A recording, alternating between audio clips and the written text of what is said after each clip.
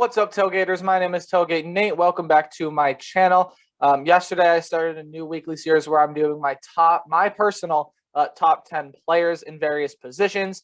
And today, we're going to start a new weekly series where we're going to go through the Power 5 conferences and do power rankings. And then a week before week 0, I'm going to be giving you my top 10 group of 5 / independent teams. So you want to be sure you stick around on the channel. Hey, leave a like if you enjoyed the video. Subscribe if you're brand new or you just want to see more power rankings. Again, they'll come out every Sunday all the way up until the start of the season. Again, it's going to be a 6-video weekly series. And I thought, obviously, we're going to start with the best and the deepest conferences. Some may say I hate the SEC.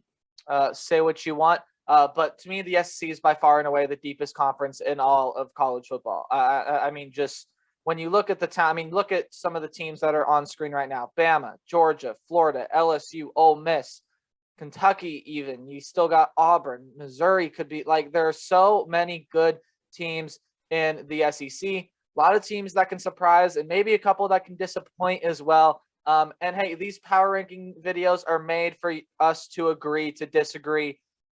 But I do think that there is one thing that we can all agree upon, and that's Vanderbilt sitting at the bottom of the SEC. I mean, where do I start and end with this team? 0-9 last year. Of course, played an all SEC slate. Never really had a chance to win a game, in my opinion. 66% returning production. It's a solid-ish number.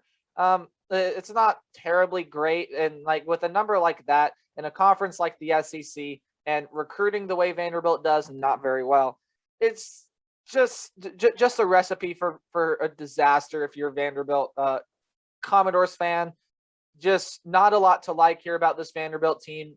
These are some stats from last year. Also, might I add these returning production stats that I'm going to be showing you. They come without the transfer portal, and they're only as of February 1st, so take them with a grain of salt. But Vanderbilt, 66% returning production, that's not fantastic. And when you look at a team that's returning 66% off of the stats they had last year, 14.5 points per game, you don't really see that getting much better this year, do you? I haven't seen any notable improvements made by Vanderbilt. And in order for them to be higher, they're going to have to make some improvements 10-fold, 20-fold, 100-fold.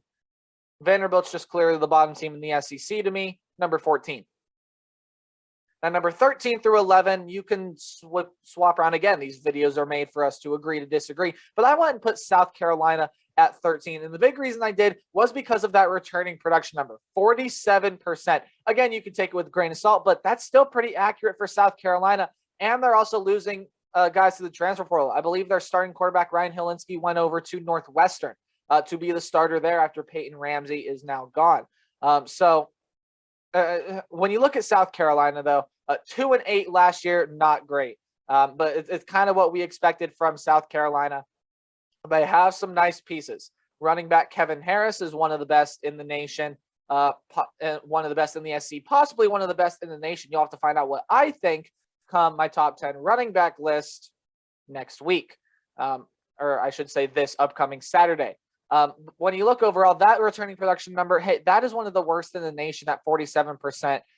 Now, again, albeit they have Kevin Harris, they have some great players in the defensive front seven, but all around, I just don't see this team clicking this year. I don't expect much out of South Carolina.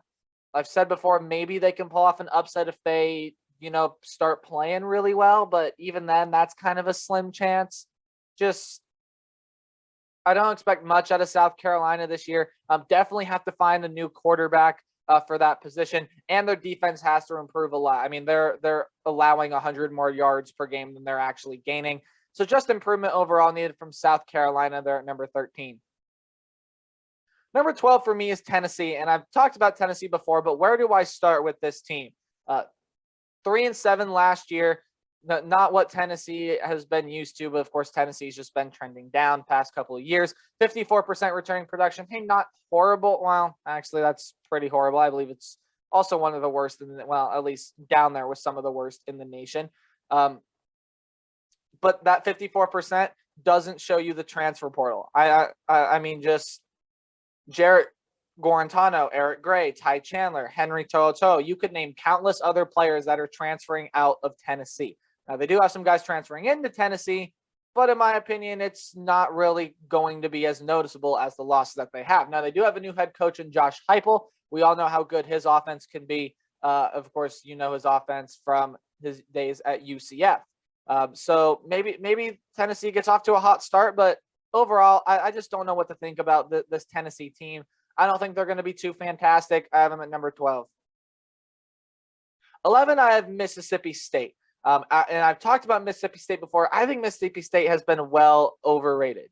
And you know that if you've been on this channel for any point in time this off season, or you've watched any one of my SEC videos in which Mississippi State was a feature. Don't worry, I will do a schedule preview and prediction on Mississippi State. It'll just be closer to the start of the season. But as for Mississippi State, I mean, the FPI, when it first came out, I believe had them at number 8, which I'm sure has changed now, but is just absurd. I mean, new with second-year head coach Mike Leach, you got to give him a couple more years to get his air raid attack going. And even so, last year, I mean, hey, that's what we expect, right? When you look at the rushing yards per game, 43.9, but that passing stat, that's got to come up for a Mike Leach offense. I mean, under 300 yards a game, that's just not typical of a Mike Leach offense at all. I mean, hey, came out last year, beat LSU, the defending national champions, and then made Arkansas look like they were going to make it a bowl game. Like, I mean, and Arkansas even showed major signs of improvement. We'll talk about Arkansas here in a little bit. But for Mississippi State, I just feel like they're getting overlooked. I think they could be vying for the worst team in the SEC, maybe besides Vanderbilt. I just think we got to give Mississippi State a couple more years there. They are my number 11. Number 10 is Arkansas. Now, Arkansas to me is an interesting team because I feel like Arkansas is the clear number 10 because I feel like they're better than everyone that's below them, but I feel like they're not as good as everyone that's above them, if that makes sense. But Arkansas is still a very underrated team coming into this year. They were 3-7 last year, and they're returning a pretty good percent of their players in 78%. That's pretty decent. And if you look at their stats, you might say, well, that's nothing to guffaw over. Why do you think this team is underrated? That 3-7 record, again, nothing to like make your eyes bulge out of your head, but it's major signs of improvement based on what Arkansas has done in previous years. And if you don't know the name Treylon Burks, you better get to know him. He's a fantastic wide receiver. I think Arkansas season depends a lot on that defense, if that defense can make some improvements, and if Jefferson can take that next step at quarterback. And if those two things can happen and Treylon Burks shines like Treylon Burks usually does, Arkansas is going to be a fantastic, underrated team coming into 2021, and they could give some teams a scare. They play Texas A&M at a neutral site. They also have to play Texas. Arkansas's got a lot of tough games that they can make pretty darn close. So Arkansas, have it number 10. Number 9 is Missouri. And this is a team last year that was a pleasant surprise, I might add. 5-5 last year. I think people expected a lot worse out of Missouri. And I think people expect a lot better out of Missouri this year after what they did last year. Again, I still feel like this team is being slightly overrated. The 72% returning production, pretty decent as well. Defense got to improve a little bit, of course, you see there. But their offensive defense kind of, similar numbers in terms of what they're gaining versus what they're allowing. And, of course, the 500 record would show that as well. A lot of people think Missouri can be a top 25 team this year. And while I see the potential, I also don't see the potential, if that makes sense.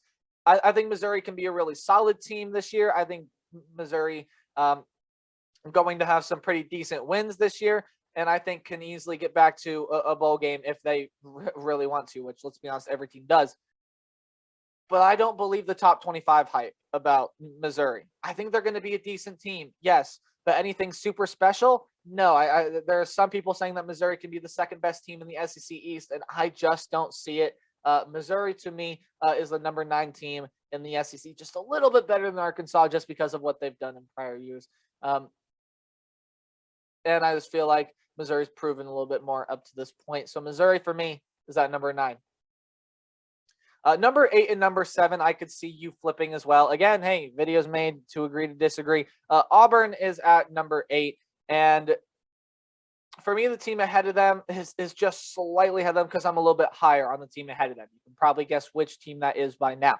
But 2020 record 6-5 overall for the Auburn Tigers. So a decent season, but not what we've usually come to expect from an Auburn Tigers team. And now they're going to have Brian Harsin coming in as the head coach, the old coach at Boise State. 73% returning production is pretty solid.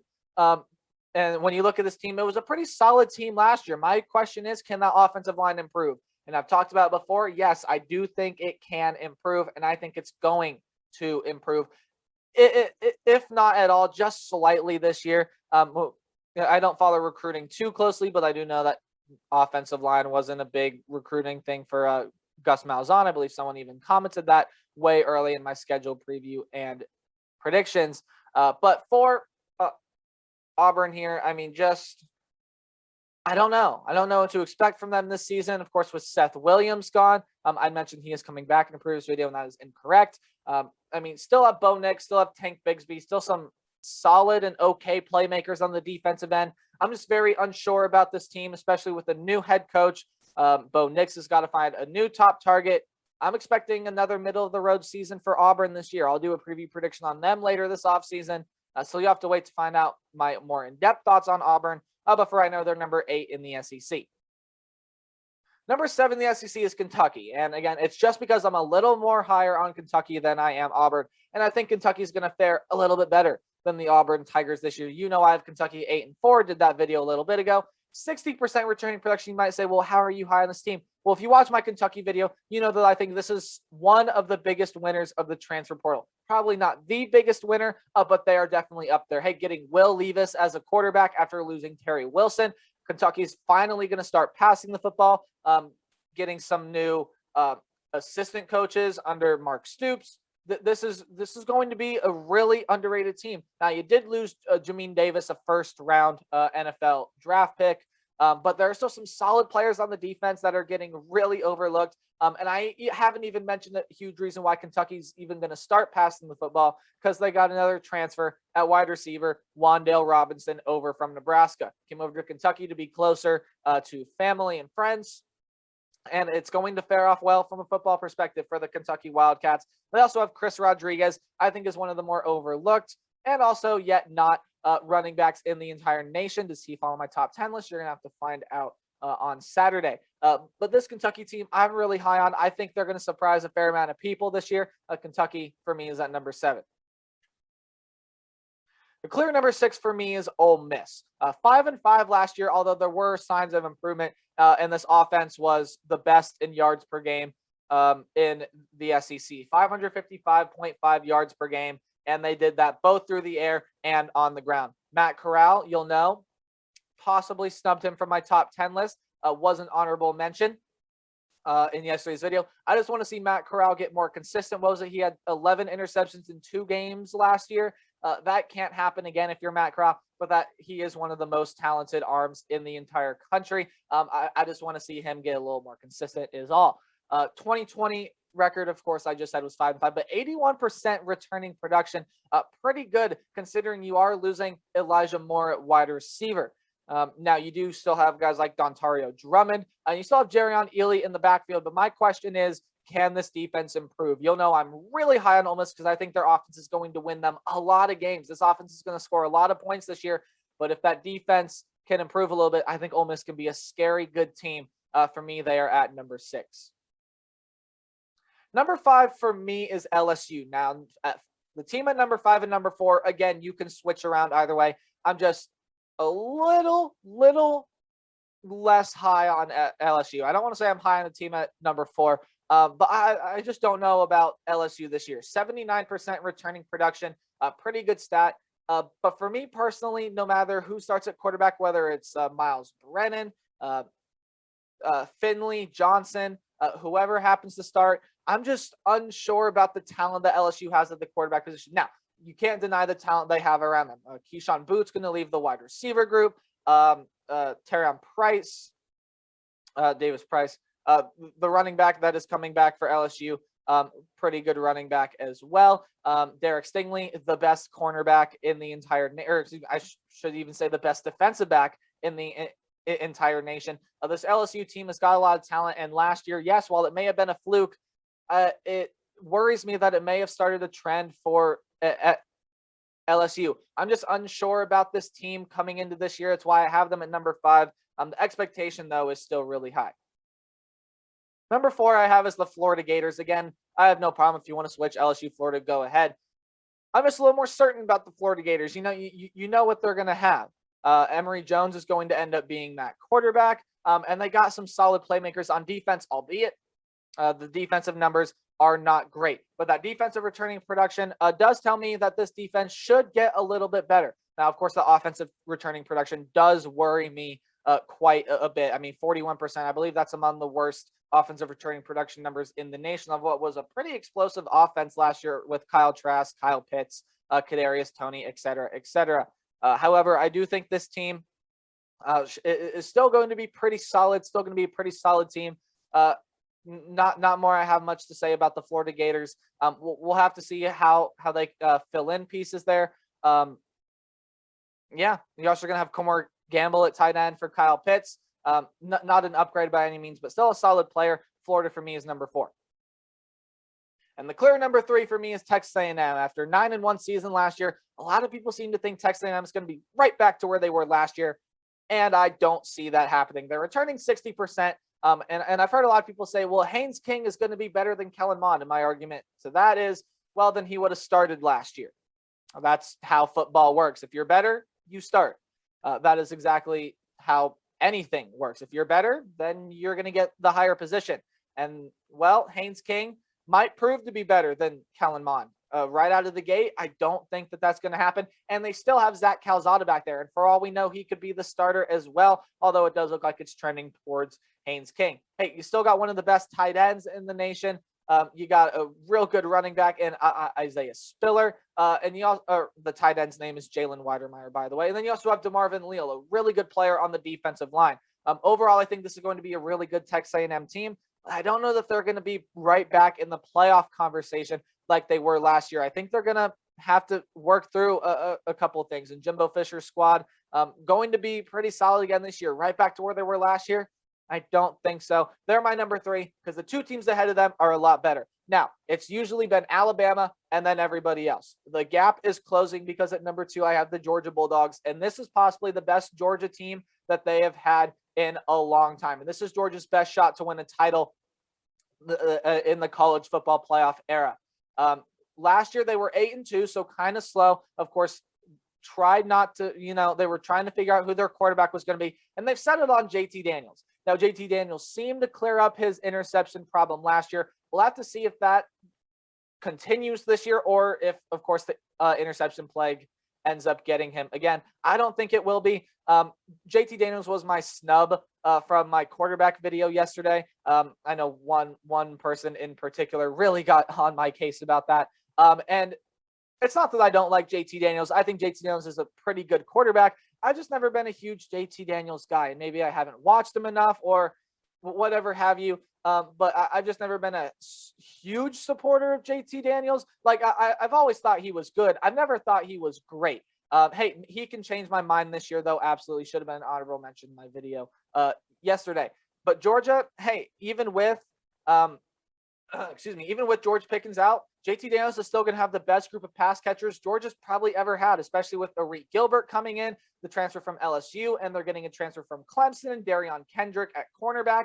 I mean, this Georgia team is loaded. And, hey, they even have to play Clemson this year. This is a really good shot for Georgia to get into the college football playoff. Now, Georgia in years past has looked and you said, oh, mate, Georgia can compete with Alabama, and then they don't. So we'll have to see what Georgia can do this year. I have a feeling that this year we're going to be saying that about Georgia, though, is that they're going to be able to compete with Alabama. 39% returning on defense worries me a little bit, but again, they dug into the transfer portal to solve those problems.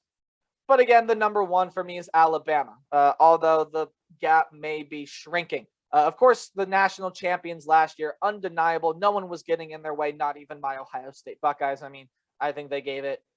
I don't even think they gave it the best shot, but of course you can go watch my reaction to that video. That video kind of blew up. 55% returning production, 77% on the defense. A lot of people are saying this could be the most experienced and best defense that Nick Saban's ever had. We'll have to see how that works out.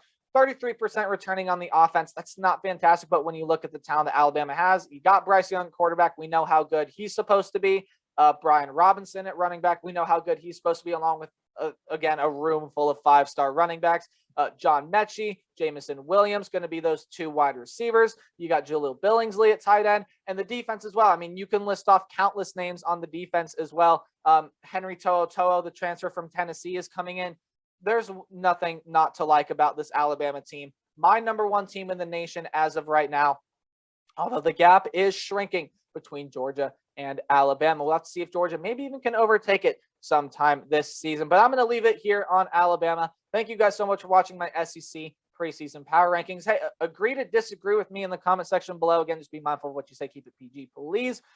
Hey, leave a like on this video. Hit the subscribe button if you want to see more power rankings. Again, they're going to come out every Sunday.